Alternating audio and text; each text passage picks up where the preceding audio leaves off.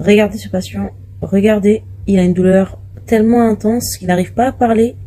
Lui aussi, regardez, il a une douleur intense à la poitrine qui l'oblige à s'arrêter. Cette maladie, c'est l'infarctus du myocarde. Alors cette maladie, sa survenue est liée à la présence de plusieurs facteurs de risque cardiovasculaire, ce qu'on appelle la dyslipidémie, c'est-à-dire l'hypercholestérolémie ou l'excès de graisse dans le sang, le diabète, l'hypertension artérielle ou encore la consommation importante de tabac.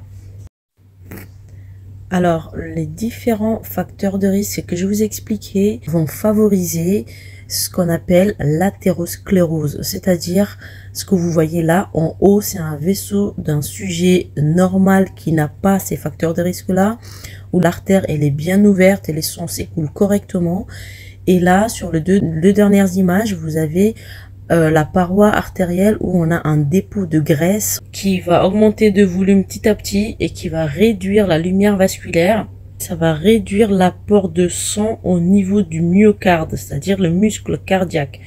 Et déjà à ce niveau-là, le malade il commence à ressentir quand il fait un effort et que le besoin du muscle cardiaque augmente, il commence à ressentir une douleur thoracique, ce qu'on appelle un angor d'effort, une angine de poitrine à l'effort, car les apports sont diminués essentiellement à l'effort.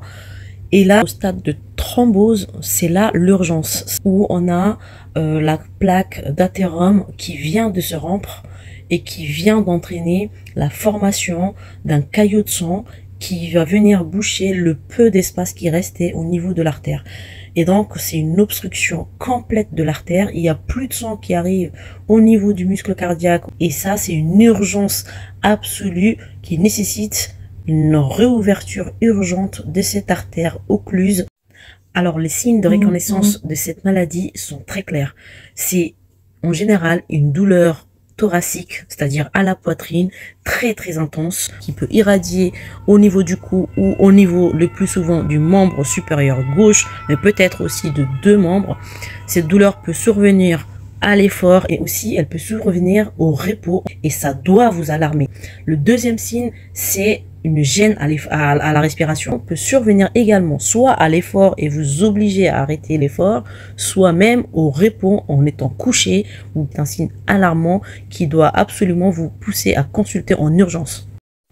Ces deux signes, la douleur et la gêne respiratoire, peuvent s'associer à des nausées, des vomissements, des sensations de vertige qui peuvent aller jusqu'à la perte de connaissance et elle peut favoriser la survenue d'un arrêt cardiaque. C'est une urgence absolue. Donc si vous sentez et que vous reconnaissez tous ces signes-là, n'hésitez pas à consulter en urgence.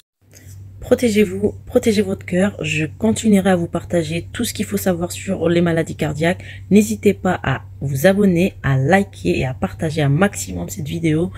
Et je vous dis à la prochaine.